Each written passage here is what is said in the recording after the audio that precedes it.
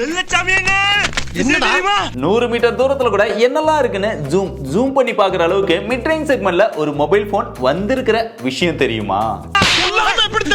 அதுக்கு பேரு தான் Realmeயோட 12 Pro Plus. பாக்ஸ்க்குள்ள hey welcome to Realme family அப்படின்னு எப்பயும் போல போட்டிருக்காங்க. அந்த எல்லோ கலர் பாக்ஸை கையில எடுத்தா அதுக்குள்ள ஒரு TPU கேஸ், சில பேப்பர் ஒர்க்ஸ், அதுக்கப்புறம் சிம் எஜெக்டர் பின் கொடுத்திருக்காங்க. அப்புறமா Realmeயோட 12 Pro Plus மொபைல் இருக்கு. மொபைலை பத்தி அப்புறம் டீடைல்டா பார்ப்போம். அதுக்கப்புறம் ஒரு டைப் சி சார்ஜிங் கேபிள் இருக்கு.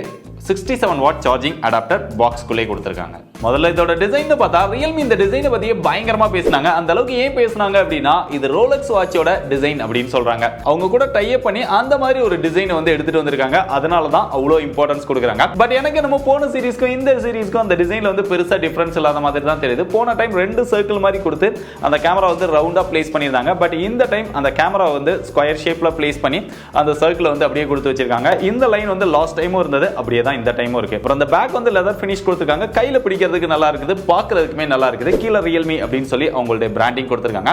இது போக வேற கலர் வேரியன்ட்டும் அவைலபிளா இருக்கு. ஆனா அந்த டிசைன்ல எங்களுக்கு பிடிக்காத விஷயம்னா அந்த கேமராவோட பம்ப் வந்து ரொம்பவே பெருசா கொடுத்துட்டாங்க. அதனால நம்ம இப்படி பிடிச்சி கண்டினியூஸா கேம் ப்ளே பண்றோம் இல்ல மொபைல யூஸ் பண்றோம் அப்படினாலுமே, ஆனா இந்த விரல் வந்து இந்த இடத்துல பிடிக்கிறதுக்கு கொஞ்சம் இன்கன்வீனியன்ட்டா இருக்கு. அதே மாதிரி சிங்கிள் ஹேண்ட்ல யூஸ் பண்றோம் அப்படினாலுமே இப்படி பிடிக்கும் போது பேலன்ஸ்க்காக இந்த விரலை வைக்கிறோம் அப்படினா அது கேமரா மேல தான் வைக்க வேண்டியிருக்கு. தொடர்ந்து வைக்கிறதுனால கேமரா வந்து அழுக்காயிடுது, அந்த டஸ்ட் ஆயிடுது. சோ இதுலயுமே நமக்கு யூஸ் பண்றதுக்கு அந்த அளவுக்கு கன்வீனியன்ட்டா இல்ல. சரி, கேமரா மேல படாம நம்ம மொபைல யூஸ் பண்ணலாம் அப்படின்னு பிடிச்சாலுமே இப்படி கீழே இறக்கி பிடிக்கும் போது கொஞ்சம் மேல வந்து வெயிட் அதிகமா இருக்கிற மாதிரி தெரியுது. அது கண்டினியூஸா நம்மளால பேலன்ஸ் பண்ண முடியல.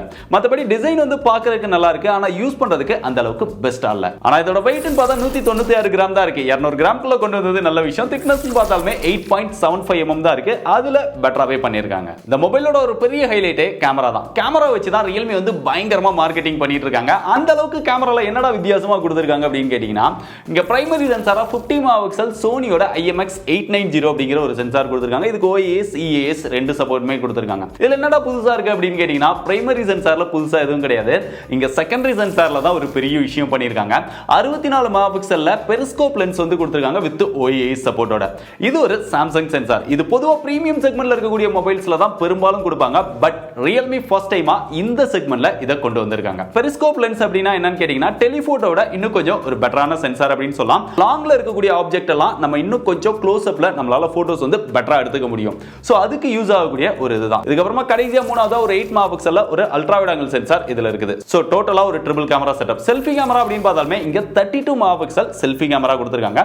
அதுவுமே ஒரு சோனி சென்சார் தான். சோனி IMX615 அப்படின்னு ஒரு சென்சார் வந்து கொடுத்திருக்காங்க. இப்போ கேமராவோட பெர்ஃபார்மன்ஸ் அப்படின்னு பார்த்தா ரியல்ல அந்த பிரைமரி சென்சாரை யூஸ் பண்ணி அவுட்டோர்ல போட்டோஸ் எடுக்கும்போது அந்த கலர்ஸ் எல்லாம் கொஞ்சம் நேச்சுரலா எடுத்து தருது. அந்த ஸ்கின் டோன் எல்லாமே பெட்டரா எடுத்து தருது. இங்க ஜூம் அப்படின்னு பார்த்தாலுமே ஆப்டிகல் ஜூம் வந்து நம்ம 3x வரைக்கும் எடுத்துக்க முடியும். டிஜிட்டல் ஜூம் வந்து 6x வரைக்கும் எடுத்துக்க முடியும். ஆனா நீங்க 120x வரைக்கும் இதுல ஜூம் பண்ண முடியும். அதையும் இந்த பட்ஜெட்ல வந்து கொண்டு வந்திருக்காங்க. பட் இங்க 3x ஜூம்ல போட்டோஸ் எடுக்கும்போது அந்த போட்டோஸ் எல்லாமே பெட்டரா இருக்குது. 6x ஜூம்ல எடுக்கும்போதும் அந்த போட்டோஸ் வந்து பார்க்கிறதுக்கு நல்லா இருக்கு. கலர்ஸ் இதெல்லாம் கொஞ்சம் ஓகேவா இருக்குது. பட் கொஞ்சம் அந்த டீடைல்ஸ் வந்து மிஸ் ஆகுது. பட் அதுக்கு மேல நம்ம ஜூம் பண்ணும்போது நிறைய நாய்ஸ் வந்து ஆட் ஆகுது. அப் டு 120x வரைக்கும் நம்ம ஜூம் பண்ணோம் அப்படின்னா பெருசா அங்க டீடைல் இதெல்லாம் இல்ல. இன்னும் கொஞ்சம் அந்த போட்டோஸ் எடுத்தா ஆப்டிமைஸ் பண்ணி கொடுத்திருந்தா நல்லா இருந்திருக்கும். பட் பெரிய அளவுல நாய்ஸ் இருக்கு. அப் டு ஒரு 100 மீட்டர்ஸ் வரைக்கும் நம்ம என்ன இருக்கு அப்படிங்கறத இந்த மொபைல்ல நம்மளால ஜூம் பண்ணி பாத்துக்க முடியுது. நார்மலா போட்டோஸ்ல எடுக்கும்போது இதோட பெர்ஃபார்மன்ஸ் வந்து ஓரளவு ஓகேவா இருக்கு. பட் அப்படியே நம்ம இங்க போர்ட்ரைட் ஷாட் வரும்போது தான் இதோட பெர்ஃபார்மன்ஸ் வந்து ரொம்பவே எக்ஸலென்ட்டா இருக்கு அப்படின்னு சொல்லலாம். அந்த எட்ஜ் டிடெக்ஷன் இதெல்லாமே ரொம்பவே பெர்ஃபெக்ட்டா இருக்கு. அந்த பேக்ரவுண்ட் பிளருமே ரொம்பவே நல்லா இருக்கு. ஈவன் அந்த ஹேர்ல கூட அந்த எட்ஜ் டிடெக்ஷன் இதெல்லாமே பெட்டரா வருது.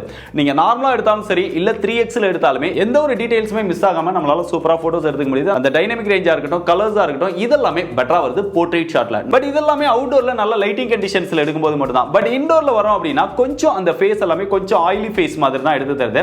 கொஞ்சம் ஓவர் சேச்சுரேட்டடா இருக்கு. அந்த ஷார்ப்னஸ், அந்த டீடைல் இதெல்லாமே மிஸ் ஆகுது. இன்னும் கொஞ்சம் டார்க்கான பிளேசஸ் எல்லாம் எடுக்கிறீங்க அப்படின்னா போட்டோஸ் வந்து கொஞ்சம் நாய்ஸியா தான் இருக்கு. இன்டோர்ல இதோட பெர்ஃபார்மன்ஸ் வந்து இன்னும் கொஞ்சம் பெட்டரா இருந்தா நல்லா இருக்கும். மத்தபடி அந்த போர்ட்ரைட் எட்ஜ் டிடெக்ஷன் இதெல்லாமே இன்டோர்லயுமே பெட்டரா தான் இருக்குது. அப்படிங்க செல்ஃபி கேமராவுக்கு வந்தோம் அப்படின்னா அதோட பெர்ஃபார்மன்ஸ் வந்து அவுட்டோர்ல நல்ல லைட்டிங் கண்டிஷன்ஸ்ல எடுக்கும்போது அந்த ஸ்கின் டோன் எல்லாமே நல்ல நேச்சுரலா எடுத்து தருது. கலர்ஸ்மே இருந்தாலுமே நல்லா பார்க்கறதுக்கு நல்லா இருக்கு. போட்டோஸ் வந்து நல்லா ஷார்ப்பா இருக்கு, டீடைலுமே போதுமான அளவு இருக்குது. பட் இன்டோர்ல எடுக்கிறோம் அப்படின்னா அதோட பெர்ஃபார்மன்ஸும் ஓகே அப்படின்னு சொல்லலாம். பெரிய அளவுல எதிர்பார்ப்பு வைக்க வேண்டாம். வீடியோஸ் அப்படின்னு பார்க்கும்போது ரியல்ல மேக்ஸிமமா 4K 30 fps ல நம்மளால வீடியோஸ் வந்து எடுத்துக்க முடியும். இங்க OIS சப்போர்ட் இருக்கு. OIS ஆன் பண்ணி எடுத்தீங்க அப்படின்னா 1080 60 fps ல நம்மளால வீடியோஸ் வந்து எடுத்துக்க முடியுது. செல்ஃபி கேமரா அப்படின்னு பார்த்தா 1080 30 fps தான் கொடுத்திருக்காங்க. 60 fps சப்போர்ட் வந்து கொடுத்திருந்திருக்கலாம். கொடுத்திருந்தாங்கன்னா இன்னும் கொஞ்சம் பெட்டரா இருந்திருக்கும். கேமராவோட பெர்ஃபார்மன்ஸ் லைட்டிங் கண்டிஷன்ஸ்ல எடுக்கும்போது வீடியோஸ் வந்து பெட்டரா இருக்குது. OIS ஆன் பண்ணி எடுக்கும்போது நல்ல ஷேக் இல்லாம நம்மளால வீடியோஸ் வந்து எடுத்துக்க முடியுது.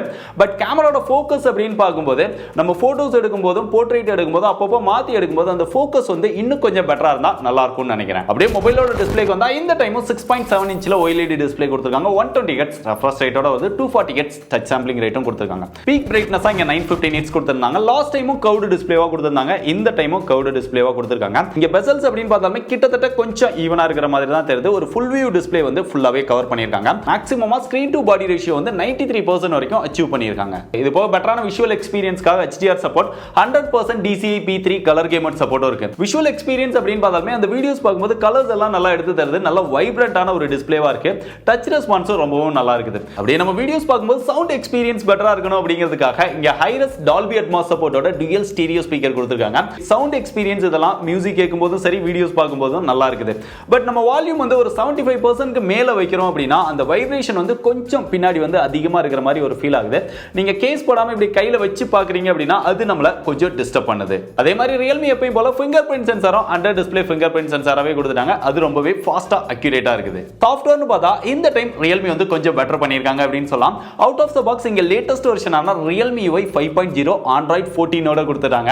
இவங்களோட காம்படிட்டிவ் பிராண்டான கிட்டத்தட்ட இதே பிரைஸ் செக்மென்ட் கிட்ட Android 13 ஓட மொபைல் போன் லான்ச் பண்ணாங்க. பட் Realme வந்து out of the box Android 14 கொண்டு வந்தது ரொம்பவே பெஸ்ட் அப்படின்னு சொல்லலாம். பொதுவா Realme மொபைல்ஸ்ல பார்த்தோம் அப்படின்னா அந்த ப்ளோட்டர்ஸ் வந்து எக்கச்சக்கமான ப்ளோட்டர்ஸ் கொடுப்பாங்க. இருக்கிறதுல இவங்க தான் அதிகமாக கொடுக்குறாங்க அப்படின்னு சொல்லி நம்மளே நிறைய வீடியோஸ்ல வந்து சொல்லியிருந்தோம். பட் அதை இந்த டைம் வந்து சேஞ்ச் பண்ணியிருக்காங்க. ப்ளோட்டர்ஸ் வந்து கம்ப்ளீட்டா இல்லவே இல்லை அப்படின்லாம் சொல்ல முடியாது. இருக்கு பட் குறைச்சிருக்காங்க. நம்ம விரல் விட்டு எண்ணக்கூடிய அளவுக்கு தான் இந்த டைம் வந்து ப்ளோட்டர்ஸ் வந்து குறைச்சிருக்காங்க. அதுலயுமே நிறைய விஷயங்களை வந்து நம்மளால அன்இன்ஸ்டால் பண்ணிக்க முடியும். இருந்தாலுமே இந்த டைமும் அந்த ஹாட் ஆப்ஸ் கேம்ஸ் இதெல்லாமே கொடுத்து வச்சிருக்காங்க. அதுக்கப்புறம் இந்த ஃபேஸ்புக், ஸ்னாப்சாட், நெட்ஃபிளிக்ஸ், ஸ்பாட்டிஃபை இந்த மாதிரி ஒரு சில யூஸ் பண்ற ஆப்ஸ் தான் கொடுத்திருக்காங்க. அதுவுமே உங்களுக்கு தேவையில்லை அப்படின்னா அன்இன்ஸ்டால் பண்ணிக்கலாம். ஸோ ப்ளோட்டர்ஸை கொஞ்சம் குறைச்சிருக்காங்க. மற்றபடி இந்த புஷ் நோட்டிஃபிகேஷன்ஸ் இதெல்லாம் இருக்க தான் செய்யுது. இதை இன்னும் கொஞ்சம் இம்ப்ரூவ் பண்ணாங்க அப்படின்னா நல்லா இருக்கும். இதுபோல சாஃப்ட்வேர் அப்டேட் அப்படின்னு பார்த்தா 2 OS அப்டேட் 3 வருஷத்துக்கான செக்யூரிட்டி பேட்ச் அப்டேட் கொடுப்போம் அப்படிங்கறத கன்ஃபார்ம் பண்ணிருக்காங்க. Android 14ல கொடுத்துட்டாங்க அப்படிங்கிறதுனால 2 OS அப்டேட் போதுமானதா. இருந்தாலும் 3 கொடுத்திருந்தாங்க அப்படின்னா இன்னும் கொஞ்சம் பெட்டரா இருந்திருக்கும். இதுபோல Bluetooth வெர்ஷன் 5.5 கொடுத்திருக்காங்க. IP65 ரேட்டிங் கொடுத்திருக்காங்க. IP65 வந்து வாட்டர் ப்ரூஃப் கிடையாது, ஸ்பிளாஷ் ப்ரூஃப் தான். மழையில் நனைஞ்சாலோ இல்ல எந்த டைரக்ஷன்ல இருந்து தண்ணி பட்டாலும் பெருசா ப்ராப்ளம் ஆகாது. இதை இன்னும் கொஞ்சம் இம்ப்ரூவ் பண்ணி IP68 கொடுத்திருந்தாங்க அப்படின்னா நல்லா இருந்திருக்கும். அதுபோல சிம் ஸ்லாட் அப்படின்னு பார்த்தாலுமே 2 சிம் மட்டும் தான் போட முடியும். இங்க SD கார்டுக்கான ஸ்லாட் கிடையாது. 2 சிம்மே 5G சப்போர்ட் பண்ணும். இது ஒரு 5G ரெடி மொபைல். மொபைலோட பேட்டரி எப்பயும் போல 5000 mAh கொடுத்திருக்காங்க. ஃபாஸ்ட் சார்ஜிங் சப்போர்ட் அப்படின்னு பார்த்தா 67 வாட் ஃபாஸ்ட் சார்ஜிங் சப்போர்ட் கொடுத்திருக்காங்க. ஏற்கனவே பார்த்தா பாக்ஸ்க்குள்ள அடாப்டர் கொடுத்திருக்காங்க. பேட்டரியோட பெர்ஃபார்மன்ஸ் நம்ம ஷார்ட் டைமா யூஸ் பண்ண வரைக்கும் பெட்டரா தான் இருக்குது. இருந்தாலும் லாங் டைமா யூஸ் பண்ணாதான் எப்படி இருக்கு அப்படிங்கறத எக்ஸாக்ட்டா சொல்ல முடியும். அடுத்து இதோட பெர்ஃபார்மன்ஸ் இந்த விஷயம் தான் இவங்க பிரைஸ்க்கு ஏத்த மாதிரி கொடுக்கல அப்படின்னு சொல்லலாம். ஏன்னா கேமரால வந்து அதிகமா கொடுத்துட்டோம் அப்படிங்கறதுனால இங்க வந்து கொஞ்சம் கம்மி பண்ணிட்டாங்க. அது மட்டும் இல்லாம இந்த டைம் Realme மொபைல் பார்த்தோம் அப்படின்னா கம்ப்ளீட்டா ஆஃப்லைன்ல டார்கெட் பண்றாங்க. ஆஃப்லைன்ல டார்கெட் பண்றாங்க அப்படினாலே பெர்ஃபார்மன்ஸ் வந்து கொஞ்சம் கம்மியா தான் கொடுப்பாங்க.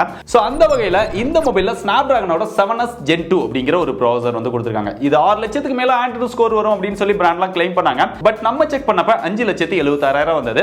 இது வந்து ஒரு மிட் ரேஞ்ச் செக்மென்ட்ல இருக்கக்கூடிய ப்ராசஸர். இதோட கேம் பிளே அப்படின்னு பார்த்தா COD, BGMI இதெல்லாமே இதுல ப்ளே பண்ணிக்க முடியும். நீங்க மிட் கிராபிக்ஸ்ல ப்ளே பண்றீங்க அப்படின்னா ஃப்ரேம் டிராப்போ, லாகோ இதெல்லாம் இல்லாம நம்மளால கண்டினியூஸா ப்ளே பண்ணிக்க முடியும். அதுபோக ஹீட்டர் ரெடியூஸ் பண்றதுக்காக இங்க 3D VC கூலிங் சிஸ்டமும் இதுல கொடுத்திருக்காங்க. நம்ம ஹெவியா கேம் ப்ளே பண்ணும்போதும் இங்க பெரிய அளவுல ஹீட்டிங் இஷ்யூ இல்ல. இங்க லிட்டில் பிட் வார்ம் மட்டும் தான் இருந்தது. இதுல BGMI பொறுத்தவரை HDRல எக்ஸ்ட்ரீம் வரைக்கும் சப்போர்ட் பண்ணுது. த்ரோட்டல் டெஸ்ட் அப்படின்னு பார்த்தாலுமே இதோட பெர்ஃபார்மன்ஸை 92% வரைக்கும் யூஸ் பண்ணுது. சோ ஓவராலா இவங்க கொடுத்திருக்கிற ப்ராசஸர் வந்து பெஸ்டான ப்ராசஸரா இருந்தாலுமே இந்த பிரைஸ் செக்மென்ட்க்கு ஏத்த ப்ராசஸர் அப்படின்னு சொல்ல முடியாது. ஏன்னா இதே பிரைஸ் செக்மென்ட்ல இதோட பெஸ்டான பெர்ஃபார்மன்ஸ்ல இருக்கக்கூடிய மொபைல்ஸ் வந்து நிறைய அவைலபிள்ல இருக்கு. மத்தபடி இங்க LPDDR4X டைப் RAM யூஸ் பண்ணிருக்காங்க. UFS 3.1 சப்போர்ட் கொடுத்திருக்காங்க. கடைசியா அதோட பிரைஸ் அப்படின்னு பார்த்தா இதுல 3 வேரியன்ட் வந்து லான்ச் பண்ண போறாங்க. 8+128, 8+256, 12+256. இதோட எக்ஸாக்ட்டான பிரைஸ் வந்து நமக்கு தெரியாது. இந்த வீடியோ வந்து நம்ம எம்பார்கோல ஷூட் பண்ணிட்டு இருக்கோம் அப்படிங்கறதுனால எப்படி பார்த்தாலுமே இதோட ஸ்டார்டிங் பிரைஸ் வந்து ஒரு 32,000 ரூபாயில இருந்து 30,000 ரூபாய்க்குள்ள வரும் அப்படின்னு எதிர்பார்க்கறேன். அதுபோக கார்டு ஆஃபர் இதெல்லாம் கொடுக்கிறதுக்கு அதிக சான்சஸ் இருக்கு. அதனால ஸ்டார்டிங் வேரியன்ட் 30,000 ரூபாய்க்குள்ள எடுத்துட்டு வரதுக்கு அதிக வாய்ப்பு இருக்குது. 8+128 அப்படிங்கறத தவிர்த்துட்டு இவங்க 8+256ஆவே வேரியண்டாவே ஸ்டார்டிங் வேரியண்டா கொண்டு வந்திருக்கலாம். ஏன்னா இன்னைக்கு இருக்கக்கூடிய நிலைமையில இவ்வளோ பிரைஸ் போட்டு வாங்கும்போது 128 GB அப்படிங்கிறது பத்தாது. அதுவும் SD கார்டு இல்லை அப்படிங்கும்போது கண்டிப்பா பத்தாது. அதனால மினிமம் அட்லீஸ்ட் 256 GB ஸ்டார்டிங் வேரியண்டா இனிமே கொண்டு வந்தாங்க அப்படின்னா நல்லா இருக்கும். இதுக்கு மேலேயும் ஒரு சில பிராண்ட் வந்து லான்ச் பண்ணியிருக்காங்க 40,000 ரூபாய் பிரைஸுக்கு கூட. அது என்ன மொபைல் அப்படின்னு தெரிஞ்சா கமெண்ட்ல சொல்லுங்க. மற்றபடி 30,000 ரூபாய் பிரைஸுக்குள்ள இந்த மொபைலை ட்ரை பண்ணலாமா அப்படின்னு கேட்டீங்கன்னா ஒரு ஸ்டைலான டிசைன், அதுவும் ரியர்ல போர்ட்ரைட் ஷாட் வந்து எக்ஸலண்டா எடுக்கணும், அதுவும் இந்த செக்மெண்ட்ல அப்படின்னு நினைச்சீங்கன்னா சோ இந்த மொபைல் வந்து உங்களுக்கு பெஸ்டான சாய்ஸா இருக்கும். மற்றபடி display, software, fast charging support இதெல்லாம் போதுமான அளவு இருக்குது. பட் பெர்ஃபார்மன்ஸ் அப்படின்னு பார்க்கும்போது இந்த செக்மெண்ட்ல இதை விட நிறைய ஆல்டர்னேட் சாய்ஸஸ் இருக்கு. பெர்ஃபார்மன்ஸை தவிர்த்து மற்ற விஷயங்கள் ஓகே அப்படின்னா செக் பண்ணி பாருங்க.